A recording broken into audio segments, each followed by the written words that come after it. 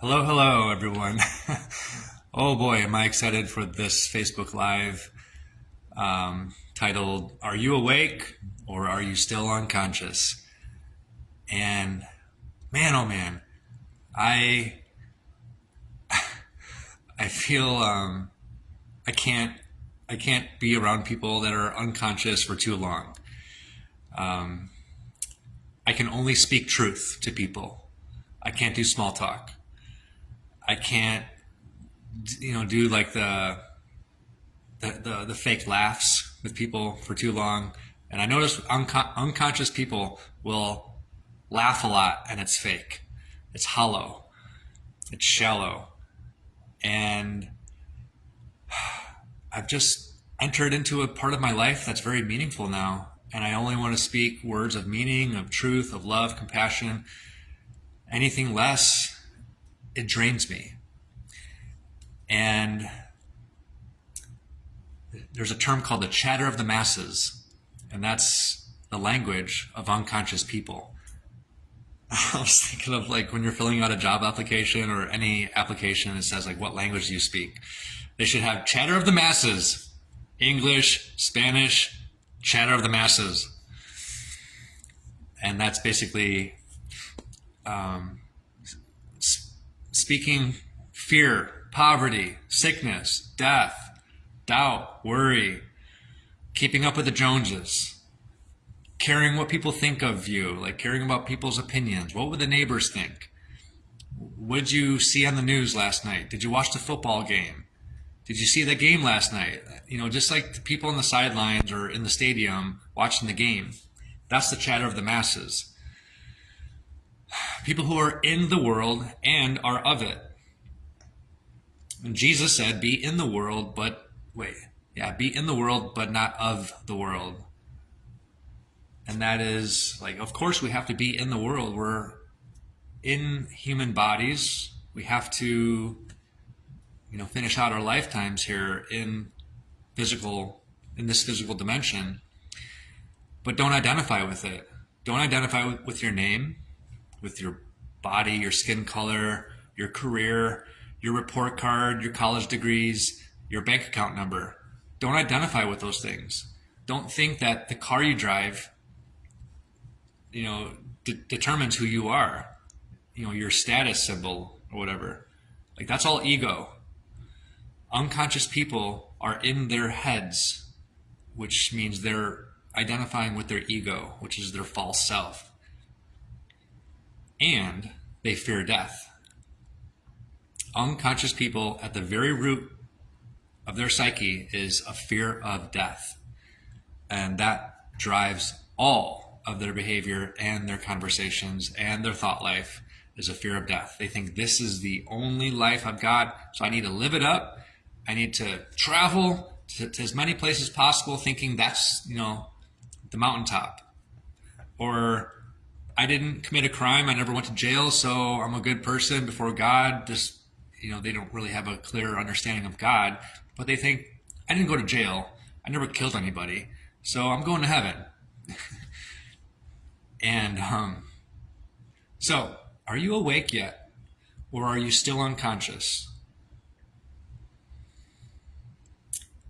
That's the split. This Facebook Live is shining a light on the very split of humanity is conscious and unconscious people. Conscious, I'll speak on conscious people. That is people who are mostly present. They're mostly present. They're mostly focused and intentional about their words, their actions, their thoughts. They actually think. They think before they speak. They think before they act. Conscious people are not stuck in their head, multitasking, rushing around, chewing their food really fast. No, they are in control. They have daily practices that self-govern their mind and body to stay connected. Because if you're in your mind and in your head all the time and you're out of your body, that's when the body gets sick. That's when you start breathing shallow. and your nervous system is in fight or flight. Conscious people are calm. They have peace and joy and love. They don't need to amass more material things for happiness. They understand happiness is the way. There's no way to happiness. It is the way. And so when everybody's rushing out on Black Friday to buy big screen TVs, or any calendar holiday, Columbus Day, Memorial Day, 4th of July, conscious people are not a part of that crowd rushing around, buying meat to throw on their grill and watching the football game, drinking alcohol. Conscious people understand that if they get drunk, then and they become impaired or under the influence, that can make them unconscious.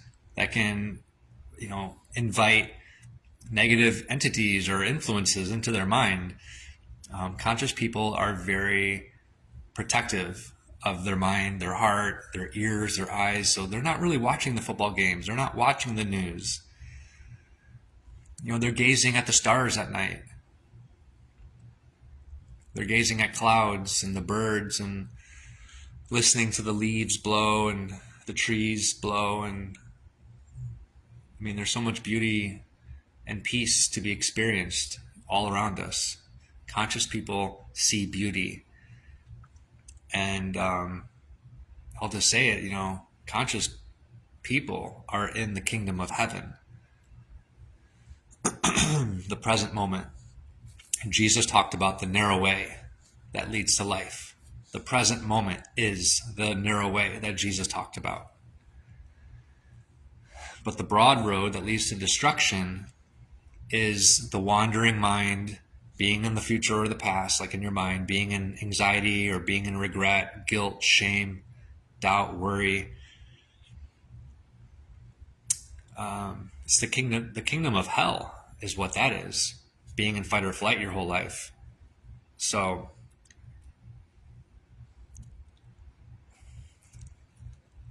and that's why there's going to be a split. People who are in the present moment have peace. They don't need to have a lot of money, a lot of nice things, clothes, cars, houses. They don't need those things to have peace, because material things bring suffering. They know that. So someone who has peace and calmness, joy, they enjoy being around, nature or other conscious people. They enjoy being alone. They don't really enjoy the crowds. The crowds, the masses, are people that are babbling. They're babbling gossip. They're babbling judgmental words, racist, hateful words. That's all very draining. That's all very destructive to the body. Whoever hears those words is being infected. If you give your ear to someone who's gossiping and you don't reject and shut that conversation down and say, whoa, wait, we shouldn't be gossiping. That's not right. It's not right. We should be talking behind someone's back. If you're not rejecting it, you're accepting it. And those words, when they enter, the gossiping or the judgmental words, every cell of your body is inheriting and intercepting those negative, toxic words, and it's poisoning your body. So that's why there's going to be a split. Conscious and unconscious people can no longer harmonize. For many years, we were able to harmonize and attend family gatherings. We got the holidays approaching, Thanksgiving, Christmas. But it's going to be very different this year. There's going to be a lot of declining of invites. because nobody wants to hang out and gather at a table of people eating dead animal flesh, for one, drinking alcohol, talking about what they heard on the news, talking about the football game. That's all toxic speech. That's all fear. I know, me personally, I will not be gathering at those tables. I don't know what I'll be doing for Thanksgiving, but I won't be communing with crowds that speak toxic conversation and gossip and say judgmental things, hateful things, especially speaking it over the food that you're eating, and then you're going to chew and ingest that food, so you're just regurgitating. Sorry. The last several years, I attempted Thanksgiving events or holiday gatherings, and I left feeling so drained, and then I got sick. My body and your body will tell you when you're in a toxic environment, and whether or not you're betraying yourself. If you're people pleasing, your body will tell you. If you're out of alignment, your body will tell you. So we're at a time right now where there's no more room for people pleasing.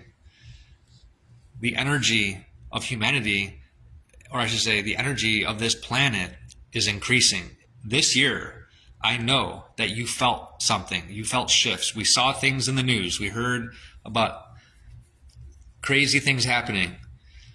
And you also heard about people divorcing their spouse of many years, or they left their career that they've known their whole life.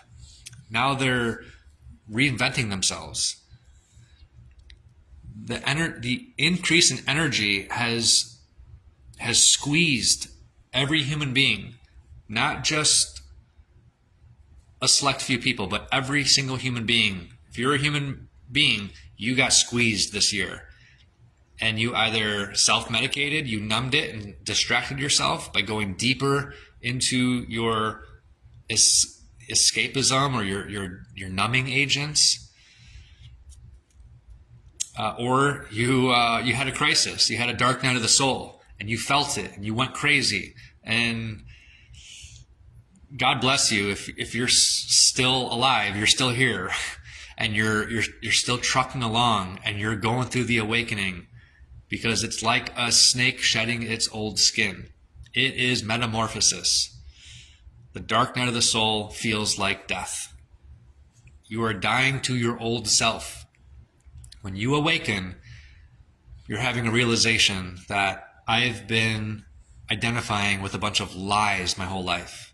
My career, all the labels and titles that society gave me, college degrees, my job, the expectations of my family I've been living up to. And then you realize, like, your soul has been knocking, trying to get your attention, your inner child saying, stop, enough of this, enough people pleasing, enough betraying yourself, enough wearing masks and playing all these characters. It's exhausting. And like Jim Carrey, he said, to be depressed is your soul saying you need deep rest. Your body has been playing characters its whole life. It's time for some deep rest. And that's when you disappear. You disappear for a little while, and you get your much needed rest. And you detox, and you purge, and you cry, and you forgive, and you come out as a butterfly. You come out as an awakened, beautiful, childlike being that knows the truth, and you are now set free. So it's going to be a rough ride, because, like I said, well, I didn't say it, but Jesus said it, that the narrow way leads to life, and few will find it. So we got 9 billion people on the planet. So what's a few? Maybe 144,000? I don't know. But the broad road leads to destruction, and many will enter through it. And that's just basically people that love their ego so much. They're so prideful and arrogant and egotistical that they will say, oh, I'm a man, I don't cry. That'll show weakness. My wife will leave me if I cry. And they will enter that broad road that leads to destruction. And before they know it, their life is slowly being destroyed. I don't care how much money that person has, cars, clothes, houses, fame. I don't care. Destruction means destruction. When you betray your soul, you cannot sustain yourself for much longer. But when you honor your soul and you die to your ego and you say, this prideful self I've been my whole life has been wrong and I've hurt people. I've been so selfish. When you die to that, say, I'm gonna repent. I'm gonna turn 180 degrees and I'm gonna seek humility.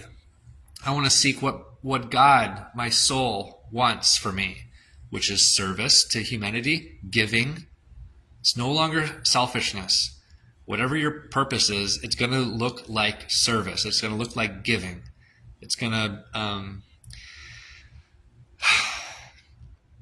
be helping others, whether you bless them, you heal them, or you inspire them in some way, but you have a gift. And the world's waiting for you to express your gift. But they are tired of you flaunting your bright, shiny objects, showing off, boasting, talking about yourself. The world is sick and tired of that. But they won't say that. They'll continue being your friend and acting impressed, but deep down they're tired of it. No one cares about what you have. They don't really care about how much you know. What's that saying? No one cares what you have to say until they know that you care. So that's it right there. Once you give off the impression that you actually care, when you have no more ego, it's pure heart, that's when the veil is dropped and people can feel your heart. They feel safe around you, and they immediately will care what you have to say. They will listen to you. Their heart will open because your heart is open. It's all happening in the energetic field. But if you're prideful, your heart becomes hard. And guess what? That hardens everyone else's heart. It disturbs their heart. So, well, I guess I could just end this right here. Which side are you on? And you're going to have to make a choice going further, because the energy is only going to increase. We're at the end of 2025. Congratulations if you've made it this far and you've been pretty much riding the waves because they were choppy. But don't think that you can just do nothing and continue riding the wave. You've got to fall a few times, and you've got to learn how to swim. 2026, 2027 is only going to be more choppy. The storms are going to increase. And it doesn't mean that it's going to be constant chaos. No, you can actually be awakened, filled with love, joy, peace, and be in chaos. And you are calm as a snowflake. Calm as a sunrise. Calm as a butterfly. Because you know that every storm will pass. It doesn't mean that the end is near. And if the end is near, you're still calm. Because you know that death of your body is not the death of you. That's part of an awakening, is that you understand that you are a soul, and your soul can never die. So that's what Jesus meant when he said, and you will know the truth and it will set you free. The truth is that you are an infinite spiritual being living in a body. When your body dies, okay, you leave that body and you go on, you live on. It's not the death of you, though. So start detaching, start loosening your grip on this thing called your body, your name, your identity, your ego. Start loosening your grip on that. Start dissolving it, and you will have more peace. And when you have more peace and presence, that's the greatest blessing you can give to somebody. Your presence will heal every person you come in contact with. You'll become more of a listener than a talker. Yeah, well, I'll end it there. So thank you for sticking around to the end, listening, and God bless you. Leave a comment. Let me know. Are you awake or are you still unconscious? All right. I love all of you. Bye.